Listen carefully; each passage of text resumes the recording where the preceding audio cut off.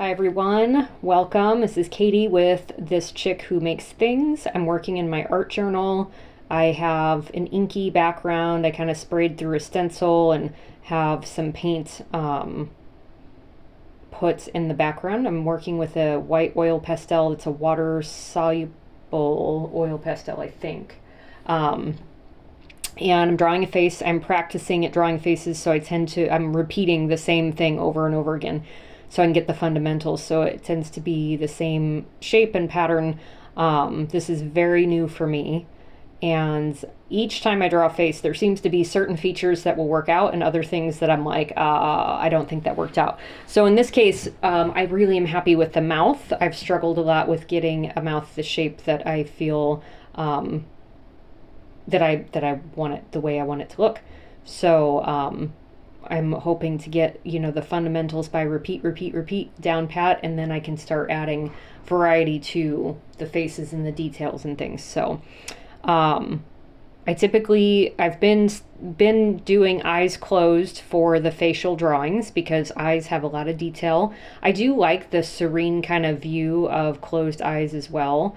So it works out. This particular painting, I get to a point where I was trying to fill in the eyelids, and they started to look like an open eye with no detail to me. So I went ahead. I do eventually fill in the eyes.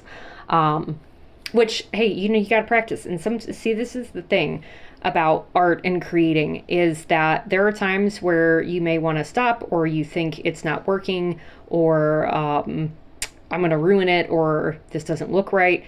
Ruin it anyway. Like, just go with it. There have been so many times where I've thought I've ruined something, and then one thing happens, and it's like, whoa, wait a minute, it's actually better.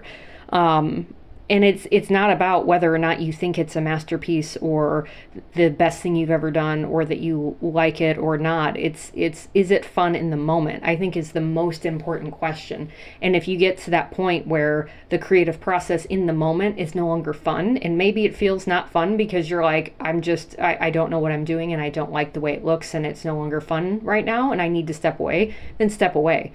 But if you're having fun, and what I've found is, often when I get to that point where I feel like I'm messing things up, I usually get to a point where I'm just like, okay, well, I'm just going to totally wreck it then if I've already wrecked it, and I'll dump tons of paint on something, or I'll just put tons of ink down, or lots of colors, or I'll collage over it, and then I keep going. And sometimes winds up being a scrap piece of something that I'm going to use for a paint palette, and other times it winds up being something that comes together and has a totally different look, and it's something I'm happy with in the end.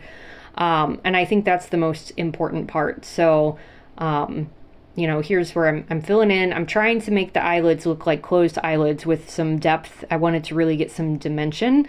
Obviously when somebody closes their eyes, you can see it's a little raised. So I'm still learning how to direct my paint or pastels to get that correct shape of the eye.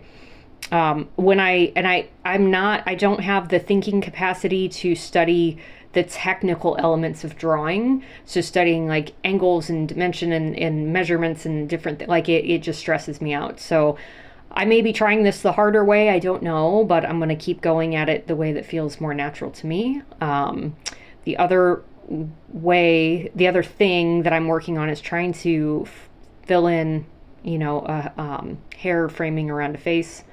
And again, I'm repeating the same basic things I've learned to get practice, with the intention of being able to add more variety and different looks and different features.